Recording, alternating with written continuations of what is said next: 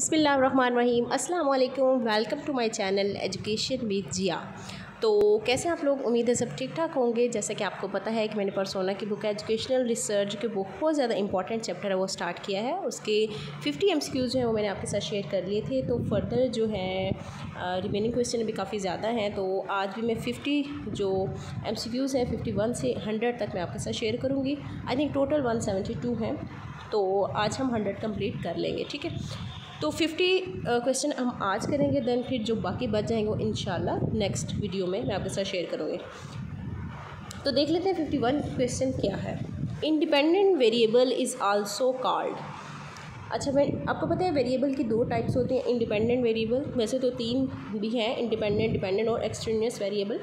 तो independent variable क्या होता है, जिसको हम मैनिपुलेट कर सकते हैं, जिसको हम कैलकुलेट कर सकते हैं, कंट्रोल कर सकते हैं, ठीक है। जैसे मैंने आपको एग्जांपल दी थी कि पानी में अगर नमक है, जो नमक हमने डाला है वो इंडिपेंडेंट वेरिएबल है, ठीक है। उसको हम मैनिपुलेट कर सकते हैं, उसको कम ज़्यादा कर सकते हैं। तो अब उसका जो हमने कॉज देखना है, इंडिपेंडेंट वेरिएबल को हम कॉज, स्टिमुलस या एंटीसीडेंट भी कहते हैं। तो ये तीनों वर्ड जो है वो इंडिपेंडेंट वेरिएबल के लिए यूज़ होते हैं। अच्छा जी, आगे है it is the change in groups that occur as a result of manipulation of independent variable. जी, अब चेंज किस में आएगा, कहाँ पे हमने चेंज को ऑब्जर्व करना है, जो किसके नतीजे में चेंज आ रहा है, इंडिपेंडेंट वेरिएबल के नतीजे में, ठीक है। अब नमक में, पानी में हमने अगर नमक डाला है तो चेंज तो पानी में आएगा ना, ठीक है। तो वो जो चेंज है वो किस में आएगा, डिपेंडेंट वेरिएबल में, और पानी ही हमारा डिपेंडेंट वेरिएबल है। नेक्स्ट है these are the variables which effect dependent variable but are other than independent variable. जी, अब देखें डिपेंडेंट वेरिएबल पे एक तो इंडिपेंडेंट वेरिएबल जो इफेक्ट कर रहा है, एक और वेरिएबल होता है उसको हम कहते हैं एक्सट्रेनियस वेरिएबल, जिसको हम कह सकते हैं कि सही तरह से मैनिपुलेट भी नहीं कर सकते, जबकि इंडिपेंडेंट को कर सकते हैं। अच्छा, एक्सट्रेनियस वेरिएबल क्या होता है, इसको मैं आपको छोटी सी एग्जांपल दे देती हूँ। एक्सट्रेनियस वेरिएबल फॉर एग्जांपल हमने देखना है कि बच्चे जिस बच्चे ने सारी रात पढ़ा है तो अगले दिन उसका पेपर भी अच्छा होगा, ठीक हो गया। अब एग्जामिनेशन हॉल में जिस बच्चे ने अच्छा पढ़ा है, ठीक है, उसका रिजल्ट तो अच्छा आना चाहिए, लेकिन अब यहाँ पे एक ऐसा वेरिएबल भी हो सकता है उस कमरे में गर्मी बहुत ज़्यादा हो, ठीक है, या फिर सर्दी बहुत ज़्यादा हो। तो वो जो आप कह सकते हैं ना कि वो वेरिएबल जो है उसको हम कंट्रोल भी नहीं कर सकते, ठीक है, क्योंकि हमें पता ही नहीं किस वजह से अब बच्चा जो इफेक्ट हो रहा है। अब वो गर्मी बहुत ज़्यादा होने की वजह से हो सकता है बच्चे का पेपर अच्छा ना हो और उसका रिजल्ट अच्छा ना आए। तो हम इसका ये नतीजा नहीं निकाल सकते कि बच्चे ने पढ़ा नहीं है, ठीक है, ये इंडिपेंडेंट वेरिएबल है ना, पढ़ाई। तो ये जो बहुत ज़्यादा गर्मी होने की वजह से बच्चे का पेपर अच्छा नहीं हुआ, या बहुत ज़्यादा सर्दी होने की वजह से पेपर अच्छा नहीं हुआ, तो ये जो चीज़ है जो इफ़ेक्ट हुई है बच्चे की रिज़ल्ट पे, ये एक्सट्रेनियस वेरिएबल है, ठीक है। होप आपको समझ आ गई होगी।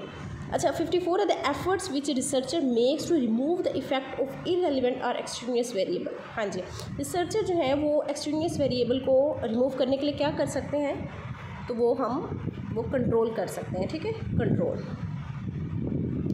55 है it is a process in which every number of population has independent and equal chances of selection. जी, इसको हम कहते हैं रैंडमाइजेशन, यानी कि एक लॉटरी मेथड का आप यहाँ पे एग्जांपल ले लें, ठीक है, जिसमें सबकी पर्चियाँ सबके नाम डाले में, तो उसमें आप रैंडमली किसी भी बच्चे का नाम निकल सकता है लॉटरी मेथड में। तो हर एक का इक्वल चांस है नाम निकलने का, इसको हम कहते हैं रैंडमाइजेशन। 56 है control group and experimental group are the characteristic of dash research. जी, ये एक्सपेरिमेंटल रिसर्च की टाइप है, ठीक है, जिसमें हम कंट्रोल ग्रुप और एक्सपेरिमेंटल ग्रुप बनाते हैं। 57 है conduct a number of small experiments rather than one experiment on large scale, इसको हम कहते हैं रेप्लिकेशन, ठीक है, यानी कि छोटे छोटे सब एक्सपेरिमेंट्स करना, बड़े एक्सपेरिमेंट के बजाय छोटे छोटे एक्सपेरिमेंट करना, उसको हम क्या कहते हैं, replication.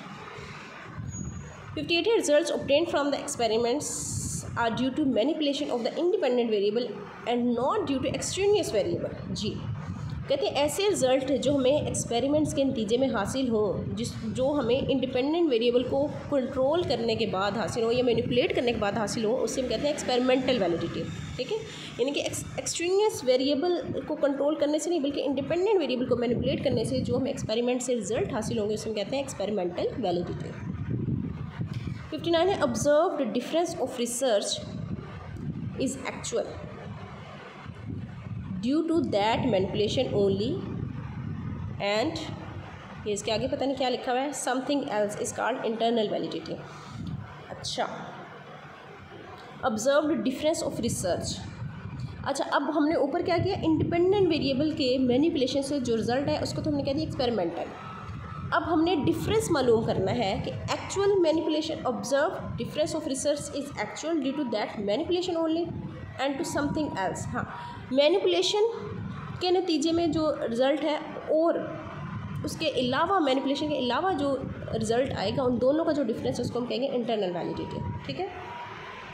60 findings in one study and can be applied to generalize able to other population or other setting is called external validity। ठीक है, किसी एक स्टडी की जो फाइंडिंग्स है उसको हम अगर दूसरी पॉपुलेशन पे अप्लाई करेंगे तो इस सिचुएशन को हम कहते हैं एक्सटर्नल वैलिडिटी। ठीक है। 61 है collecting data in order to determine whether and to what degree a relationship exist between two or more quantifiable variable, this is called correlation. अच्छा, कोरिलेशन में क्या होता है कि हमने देखना होता है कि किस हद तक रिलेशन पाया जाता है। ठीक है, अगर रिलेशन पाया जा रहा है दो चीज़ों के दरमियान तो किस हद तक पाया जाता है। फॉर एग्जांपल हमने देखना है कि एविएट्स इफेक्ट लर्निंग। ठीक है, तो ये इन दोनों का आपस में एविएट्स का बच्चे के लर्निंग पे क्या रिलेशन है, इसे हम कहते हैं correlation research. Study of relationship between intelligence and self esteem. अब यहाँ पे भी देखिए रिलेशनशिप देख रहे हैं हम इंटेलिजेंस एंड सेल्फ एस्टीम का, it is called correlation. Correlation की वैल्यू जो होती है वो मिनिमम कह सकते हैं 0 और मैक्सिमम होती है 0.01 आई थिंक सो। अच्छा जी, ये 1 होती है, I am not confirm, but आप लोगों ने याद इतना रखना है कि रिलेशनशिप जो है दो वेरिएबल्स के दरमियान उसको हम कोरिलेशन कहेंगे। अच्छा जी, a research in which a researcher attempts to determine the cause or reason for existing difference in the behaviour of an individual is called. अच्छा, ये क्या है, दोबारा देख लेते हैं। एक ऐसी रिसर्च जिसमें रिसर्च जो है डिटरमाइन करता है कॉज को या फिर वजह को, existing difference in the behaviour of an individual. अच्छा, इसको हम कैजुअल कंपैरेटिव क्यों कहेंगे? कैजुअल कंपैरेटिव ऐसी रिसर्च है जिसको लोग एक्सपेरिमेंटल रिसर्च के साथ कंफ्यूज कर देते हैं। क्यों? क्योंकि एक्सपेरिमेंटल भी हम कॉज एंड इफेक्ट देखते हैं एक्सपेरिमेंटल रिसर्च में, और कैजुअल कंपैरेटिव में भी हम कॉज और इफेक्ट ही देखते हैं। लेकिन इन दोनों में जो मेजर डिफरेंस है, एक्सपेरिमेंटल में जो इंडिपेंडेंट वेरिएबल है उसको हम मैनिपुलेट कर सकते हैं, जबकि कैजुअल कंपैरेटिव में हम इंडिपेंडेंट वेरिएबल को जो है वो मैनिपुलेट नहीं कर सकते, क्योंकि ये पास्ट में ये जो इवेंट हो चुके होते हैं। ठीक है, उसको हम उस चीज़ों का हम इफ़ेक्ट देखते हैं। ठीक है, फॉर एग्ज़ाम्पल यहाँ पे मैं आपको छोटी एग्जांपल दूँ कैजुअल कंपैरेटिव में कि लाइक APS का जो सान्या हुआ था आर्मी पब्लिक स्कूल का, हमने देखना हो कि उसमें जो है बच्चों जो भी वहाँ पे जो सान्या हुआ था उसका क्या इफ़ेक्ट हुआ बच्चों की लर्निंग पे, अब तक क्या इफ़ेक्ट है। ठीक है, तो अब वो जो सान्य है वो क्या था, वो काज था कि किस वजह क्या था, उसमें क्या मसला हुआ था। अब वो हिस्ट्री में हो चुका है, पास्ट में हो चुका है, उसको अल्लाह माफ़ करे उसको दोबारा तो नहीं ना करवा सकते, तो उसको हम मैनिपुलेट नहीं कर सकते उस सान्य को। ठीक है, उसको हम कंट्रोल नहीं कर सकते, उसको मैनिपुलेट नहीं कर सकते, उसको दोबारा से हम नहीं जो है सारा कुछ वो कर सकते। तो ये कैजुअल कंपैरेटिव की एग्जांपल है। ठीक है, जिसमें हम इंडिपेंडेंट वेरिएबल को मैनिपुलेट नहीं कर सकते, जबकि एक्सपेरिमेंटल रिसर्च में हम जो है कैजुअल वो इंडिपेंडेंट वेरिएबल उसको कंट्रोल कर सकते हैं। ठीक है, नेक्स्ट है, अच्छा कैजुअल कंपैरेटिव का एक और नाम भी है एक्सपोस्ट फैक्टो। ठीक है, अच्छा the effect of having a working mother on school absentees is dash research. तो ये कैजुअल कंपैरेटिव है। ठीक है, वर्किंग मदर जो है उसका इफ़ेक्ट जो है वो बच्चे की स्कूल से एब्सेंट होने पे जो भी इफेक्ट होगा, तो ये भी कैजुअल कंपैरेटिव है। नेक्स्ट है स्टडी ऑफ रिलेशनशिप, और रिलेशनशिप आ गया बिटवीन एंग्जाइटी एंड अचीवमेंट, ये भी कोरिलेशन रिसर्च है। Effect of sex on mathematics achievement, ये भी ये अच्छा कैजुअल कंपैरेटिव है। ठीक है, इसमें भी हम जो है मैनिपुलेट नहीं कर सकते, कंट्रोल नहीं कर सकते। 67 है study of relationship between internal and external assessment, relationship between. ठीक है, रिलेशनशिप जो है ना ये भी कोरिलेशन रिसर्च आ गया। A detailed study of an individual classroom, school or such type of unit is called case study। अच्छा, केस स्टडी का मेन जो कीवर्ड है वो यही है, डिटेल स्टडी, या इन आप कह सकते हैं किसी भी पर्सन की हो सकती है, किसी इवेंट की हो सकती है, तो ये इसको हम केस स्टडी ही कहेंगे। Case study is the type of dash research qualitative research, ठीक है। क्वालिटेटिव रिसर्च की एग्जांपल है केस स्टडी। 70 है an individual learning progress over the school year, ठीक है। अब देखिए एक बच्चे की पूरे साल की जो भी प्रोग्रेस है वो हमने देखनी है, तो ये केस स्टडी है, ठीक है ना। डिटेल हमने प्रोग्रेस बच्चे की देखनी है तो ये केस स्टडी में आएगा। एथनोग्राफी किसी डैश रिसर्च, ये भी क्वालिटेटिव रिसर्च है। एथनो मीन्स क्या होता है, पीपल, ट्राइब, नेशन, तो ऑल ऑफ द अबव, ठीक है। एथनो में ये तमाम इसमें आ जाएगा। इसमें लोग भी आ जाएंगे, इसमें कबीला भी आ जाएगा, इसमें नेशन भी आ जाएगी। एथनोग्राफिक एक्चुअली होता है क्या, ये इसमें ये होता है कि एथनोग्राफिक में हम किसी भी ग्रुप ऑफ पीपल का या किसी एक इंसान का, एक ग्रुप ऑफ पीपल का लाइफस्टाइल देखते हैं, उसके नॉर्म्स देखते हैं, उसका रहन सहन देखते हैं, उसका कल्चर देखते हैं, ठीक है। उसका दूसरे के साथ आप कंपेयर कर सकते हैं, दूसरे ग्रुप ऑफ पीपल के साथ, दूसरे ग्रुप ऑफ पीपल के कल्चर के साथ, दूसरे ग्रुप ऑफ पीपल के लाइफस्टाइल के साथ। इसको हम एथनोग्राफिक रिसर्च कहते हैं। Graphy means writing. 74 है स्टडी और research about people in the natural setting और कल्चर इज कॉल्ड एथनोग्राफिक, ठीक है। इनके लोगों की हम नेचुरल सेटिंग में जो रिसर्च करेंगे या स्टडी करेंगे, वो उसका उनके कल्चर की, उनके लाइफस्टाइल की हो, एथनोग्राफिक रिसर्च कहलाएगा। 75 है स्टूडेंट्स क्वेश्चंस और इंट्रैक्शन इन द क्लास। अब देखें क्लास में भी मुख्तलिफ कल्चर के, मुख्तलिफ रेसिस के, मुख्तलिफ कास्ट के बच्चे बैठे होते हैं, तो उनका आपस में जो इंट्रैक्शन है, उनका आपस में जो कंपैरिजन है, वो भी एथनोग्राफिक रिसर्च में आएगा। 76 है exploring supervisor and supervisory interaction is called ethnographic research, ethnographic में आएगा। Students second language learning is a dash research, ethnographic research.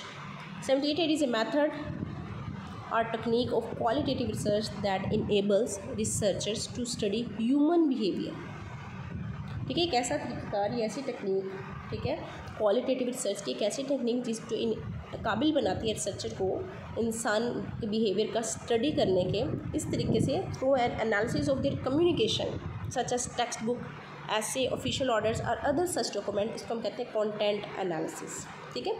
किसी भी इंसान की किताबों, ठीक है, टेक्स्ट, ऑफिशियल ऑर्डर्स, ये जितने भी अदर डॉक्यूमेंट्स के ज़रिए से जो भी हम कम्युनिकेशन के ज़रिए से इंसान का जो बिहेवियर है उसका रिसर्च करेंगे, उसको हम कहते हैं कंटेंट एनालिसिस।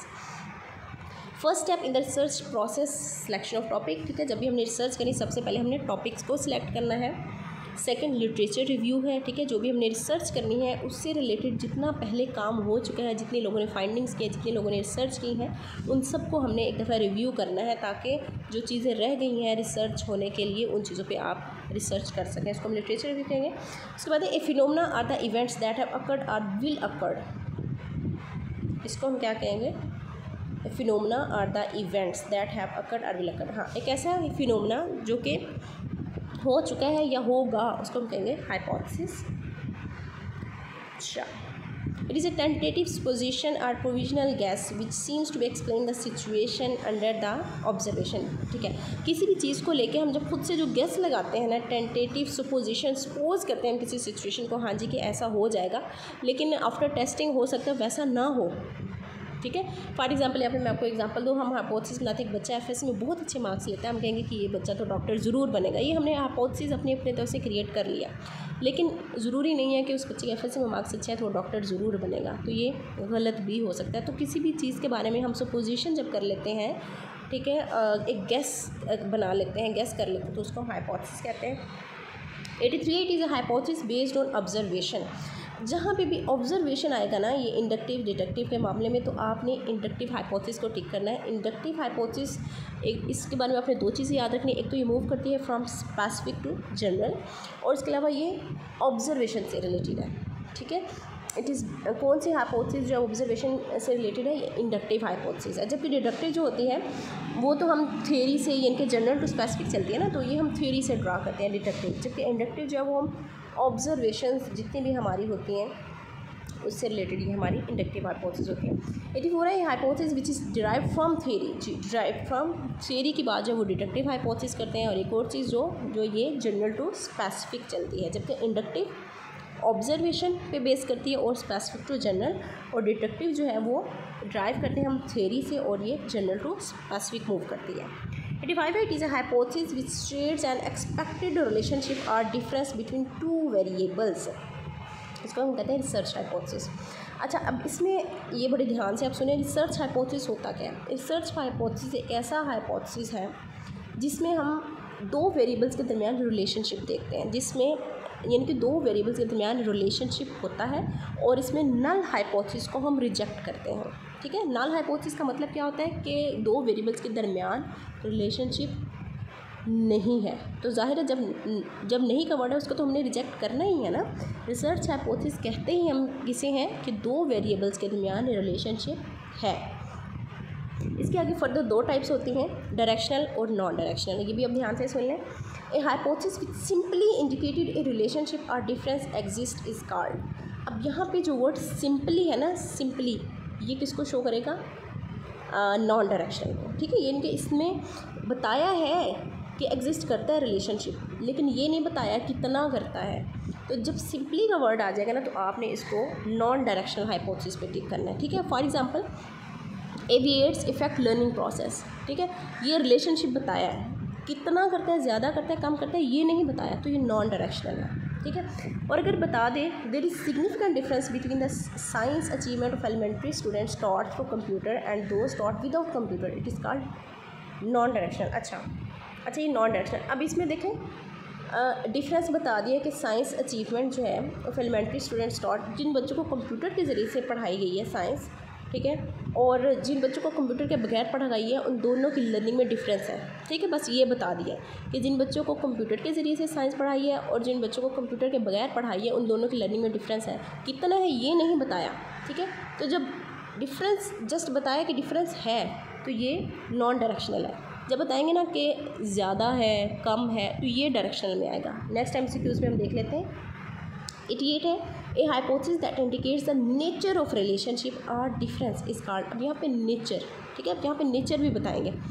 ठीक है ना, कि एविएट्स इफ़ेक्ट हाई, मतलब अगर हम ज़्यादा एविएट यूज़ करेंगे या ज़्यादा एविएट्स यूज़ करेंगे तो उससे बच्चे की लर्निंग जो है वो ज़्यादा होगी। अब यहाँ पे नेचर बता दिया है। नेचर क्या है, यानी कि ज़्यादा होगी लर्निंग। जिन बच्चों को हम एविएट्स के बगैर पढ़ाएंगे उनकी लर्निंग कम होगी, तो ये नेचर बता दीजिए। जब नेचर हम बता देंगे ना कि कितना रिलेशन है, हाई है, लो है, तो ये डायरेक्शनल हाइपोथेसिस है। ठीक है, उम्मीद है आपको क्लियर हो गया होगा। 89 है, the science achievement of elementary students taught computer as it a higher level than those taught without computer. अब यहाँ पे देख लें, उन्होंने वही एग्जांपल दे दी है कि जिन बच्चों को हमने कंप्यूटर के ज़रिए से पढ़ाया है, ठीक है, उनका जो लेवल है वो हाई है, या उनकी लर्निंग जो है वो हाई है। ठीक है, और जिनको कंप्यूटर के बगैर पढ़ाया उनकी लर्निंग जो है वो कम है। ये डायरेक्शनल हाइपोथेसिस है। ठीक है, जस्ट आपने कॉन्सेप्ट को क्लियर करना है, स्टेटमेंट कोई भी हो सकती है। 90 a hypothesis that state there is no relationship. Simply इसका आंसर नल आएगा, क्योंकि नो, जब नो की बात आ गई है ना तो ये हाइपोथेसिस नल में जाएगा, नो रिलेशनशिप। अच्छा जी, देख लेते हैं। हाँ जी, बी ऑप्शन नल हाइपोथेसिस। 91 है, dash is the group of interest for the researcher. जी, ग्रुप ऑफ इंटरेस्ट जिनकी जिस पे हमने रिसर्च करनी है वो पॉपुलेशन है। अब देखें 92, a small proportion of a population selected by specific procedure for observation and analysis it is called sample. अच्छा, अब आप लोगों ने यहाँ पे ना सैम्पल और सैम्पलिंग में कंफ्यूज नहीं होना। मैं आपको बता देती हूँ कि आपने क्या चीज़ ध्यान में रखनी है। जब स्मॉल प्रोपोर्शन की बात आ जाएगी ना, small proportion of a population, कि हमने किसी पॉपुलेशन से स्मॉल प्रोपोर्शन को सिलेक्ट करना है बाय स्पेसिफिक प्रोसीजर, यहाँ पे फोकस किया जा रहा है स्मॉल प्रोपोर्शन को, तो ये सैम्पल है। और जब कहा जाएगा ना it is a process of selecting A number of individual for study, तो इट इज़ कॉल्ड सैम्पलिंग। जब प्रोसेस की बात की जाएगी तो सैम्पलिंग है, और स्मॉल प्रोपोर्शन को हमने सिलेक्ट करना है स्पेसिफिक प्रोसीजर के ज़रिए से, तो वो सैम्पल है। ठीक है ना। अच्छा, 94 है, sampling that in which the sample is selected in such A way that every individual of population has equal chance. Equal chance. अच्छा, सैम्पलिंग की ना दो टाइप्स होती हैं, प्रोबेबिलिटी सैम्पलिंग और नॉन प्रोबेबिलिटी। प्रोबेबिलिटी में क्या, रैंडम सैम्पलिंग आ जाएगी, सिस्टमैटिक है, स्ट्रैटिफाइड है, ठीक है, ये आ जाएंगी।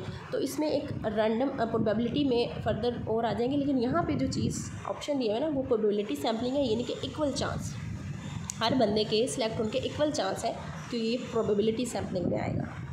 यहाँ पे सैम्पलिंग को टिक किया हुआ है, लेकिन बी ऑप्शन इसका ठीक है। 95 है, it is not possible to specify the chance that each member of a population. अब देखें, यहाँ पे पॉसिबल नहीं है कि आप हर मेंबर का इक्वल चांस है, तो ये नॉन प्रोबेबिलिटी सैम्पलिंग है। अगर इक्वल चांस है तो वो प्रोबेबिलिटी में आएगा, इक्वल चांस नहीं है तो नॉन प्रोबेबिलिटी में आएगा। ठीक हो गया। 96 है सैम्पलिंग इन विच सब ग्रुप्स और population represents in sample in the same proportion as the exist in population, it is called stratified sampling। अच्छा, इसको भी ज़रा ध्यान से सुने। stratified sampling, स्टार्टा जो इसका मतलब है सब ग्रुप्स, ठीक है। अब यहाँ पे मैं आपको एग्जांपल देती हूँ। फॉर एग्जांपल एक पॉपुलेशन है, ठीक है, मैंने रिसर्च करनी है, वहाँ से उस पॉपुलेशन में से मैंने फॉर एग्जांपल 4 ग्रुप बना लिए, ठीक है। एक ग्रुप किसानों का, एक ग्रुप बेरोज़गार, एक ग्रुप वकीलों का, एक ग्रुप टीचर्स का, ठीक है। ये मैंने 4 ग्रुप बना लिए। अब उन चारों ग्रुप में से ना मैंने इक्वल नंबर ऑफ़ पीपल लेने हैं। फॉर एग्जांपल 10 ही मैं टीचर के ले लूँगी लोग, ठीक है, 10 ही मैं किसानों के, 10 ही वकीलों के, 10 ही जो अनएम्प्लॉयमेंट लोग हैं, जो बेरोज़गार हैं, उनके ले लूँगी। तो जो मैंने वो ग्रुप बनाए हैं उनमें से मैंने इक्वल नंबर ऑफ़ सब ग्रुप्स जो ले लिए हैं अपनी रिसर्च के लिए, इसको कहेंगे स्ट्रैटिफाइड सैम्पलिंग। ठीक हो गया, होप आपको समझ आ गई होगी। नेक्स्ट है प्रोबेबिलिटी सैम्पलिंग। अच्छा, probability sampling is also called random sampling, क्योंकि देखिए प्रोबेबिलिटी सैम्पलिंग अभी हमने ऊपर बोला कि इक्वल चांस है हर मेंबर का सिलेक्ट होने में, तो रैंडम सैम्पलिंग में भी यही होता है। मैंने आपको ऊपर लॉटरी के एग्जांपल दिए हैं। लॉटरी में भी यही होता है कि हमने किसी एक बंदे की पर्ची निकाल लेनी, किसी का भी नाम निकल सकता है। कि जैसे कमेटी की एग्जाम्पल ले लें, कमेटी का तो आप सबको पता होगा, कमेटी डाली होती है, उसमें पर्ची हम निकालते हैं, तो किसी की भी निकल सकती है ना। तो ये रैंडम सैम्पलिंग की एग्जाम्पल है। A sampling in which group or institutions are randomly selected rather than individual, cluster sampling। अब यहाँ पे भी देखें क्या है, सैम्पलिंग विच ग्रुप और इंस्टीट्यूशंस आर रैंडमली सेलेक्ट। यहाँ पे भी रैंडमली सेलेक्ट तो हो रहा है, ठीक है, लेकिन ग्रुप की बात हो रही है या फिर इंस्टीट्यूशन की बात हो रही है। फॉर एग्जांपल मैंने अभी ऊपर आपको एग्जांपल दी कि मैंने 4 ग्रुप बनाए हैं, किसान का बनाया है, टीचर्स का, बेरोज़गार, वकीलों का। तब उसमें से मैं हर ग्रुप में से लोग नहीं लूँगी 10-10, बल्कि मैं वो चारों ग्रुप में से ना कोई से 2 ग्रुप सेलेक्ट कर लूँगी, ठीक है। टोटल पूरे का पूरा ग्रुप ही उठा लूँगी। तो ये है कौन सी सैम्पलिंग, क्लस्टर सैम्पलिंग। 99 है sampling in which individuals are selected from a list by taking every kth name. जी अच्छा, अब ये कौन सी सैम्पलिंग है, इसमें क्या होगा, फॉर एग्जांपल एक क्लासरूम है, वहाँ से उस क्लास में मेरे बच्चे का सबक सुनना है, तो मैंने हो सकता है कि मैं हर 5वें बच्चे का, मतलब 5वें नंबर पे जो बच्चा है ना उसका मैंने सबक सुन लिया, उसके बाद फिर 5 का गैप देके 10वें वाले बच्चे को उठा लिया, फिर 5 का गैप देके 15वें को उठा लिया। तो हर एक मतलब कह लेंगे एक जो सही क्लियर डिफरेंस है ना, हो सकता है मैं कहूँ जी हाँ जी हर 9वां बच्चा जो सबक सुनाए, 9वां बच्चा उठ गया, उसके बाद फिर गैप, फिर जी 18वें नंबर पे जो बच्चा वो, फिर जी 27वें नंबर पे, इस तरह करके हर केथ नंबर पे, ठीक है, वो 5वें भी हो सकता है, 5, 10, 15, 20, 9, 18, 27 इस तरह करके भी हो सकता है। तो वो 10, 20, 30, 40 ऐसे करके भी, यानी कि 10-10 का बेशक डिफरेंस रख लें, तो इनके इक्वल डिफरेंस इक्वल डिफरेंस के साथ जो हम बंदा सेलेक्ट करेंगे उसको हम कहते हैं सिस्टमेटिक सैम्पलिंग। ठीक हो गया। 100 है convenience sampling is a type of non probability sampling. Convenience sampling जो है वो नॉन प्रोबेबिलिटी सैम्पलिंग की एग्जाम्पल है। नॉन प्रोबेबिलिटी में फर्दर आ जाती है कन्वीनियंस सैम्पलिंग होती है, कोटा सैम्पलिंग होती है, स्नोबॉल सैम्पलिंग होती है, ठीक है, और एक आई थिंक परपल्सिव सैम्पलिंग है। तो खैर इनको भी हम डिटेल में करेंगे।